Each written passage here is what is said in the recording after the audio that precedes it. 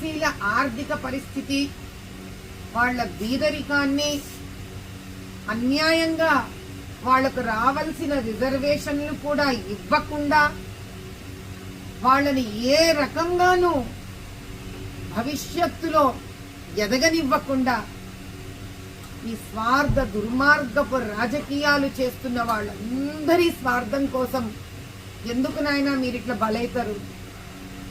అనవసరంగా 3 బిడ్డలు తండ్రి లేనోళ్ళు అయినారు. ఆ భార్య భర్త లేని వ్యక్తి అయిపోయింది.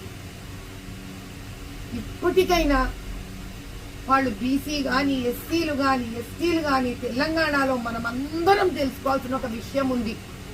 శాస్త్రి బాబు, ఇది మా ఊర్లో ఫేమస్ అన్నా. ఒళ్ళు నొప్పి, జలుబు, తలనొప్పి ఏమున్నా ఉపశమనం. జలుబు, తలనొప్పి, ఒళ్ళు నొప్పుల నుండి ఉపశమనం. శాస్త్రి బామ్ ఇప్పుడు 5 రూపాయల ప్యాక్ లో కూడా. మనమే ప్రాణాలు కోల్పోయిన తర్వాత మన హక్కులని ఎడకంచి సాధిస్తాం. ధర్నాలు చేద్దాం, రండి మీతో పాటు నేను వస్తా. ఉద్యమాలు చేద్దాం, మీతో పాటు నేను వస్తా అని ప్రాణాలు పోగొట్టుకోవడం మాత్రం ఏ మంచి నిర్ణయం కాదు నాయన. అది కూడా ఎవరి కోసం తీసుకున్న ప్రాణం? అది చివరికి కుటుంబం అనాథ అయిపోయింది కదా. మీ అందరికీ చేతులెట్టి దండం పెడుతున్నాం. ఈ రాష్ట్రం బాగుపడాలంటే తగలబెట్టుకుంటే బాగుపడదు రాష్ట్రం. మనం గట్టిగా నిలబడితే రాష్ట్రం బాగుపడుతుంది. ఇంతకన్నా నేను మీకు విన్నవించుకోగలిగింది ఏమీ లేదు. నా వంతు సాయం నేనేమన్నా చేయగలిగితే దయచేసి నాకు చెప్పండి. నా వంతు సహాయం నేను ఇచ్చి ఆ కుటుంబాన్ని ఆదుకునే ప్రయత్నం చేస్తాను.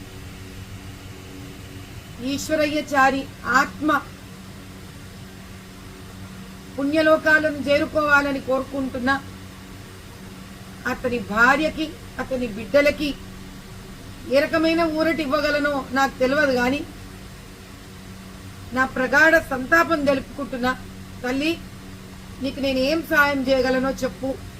నేను తక్షణం నాకు చేతనైన సాయం నీకు చేస్తానమ్మా.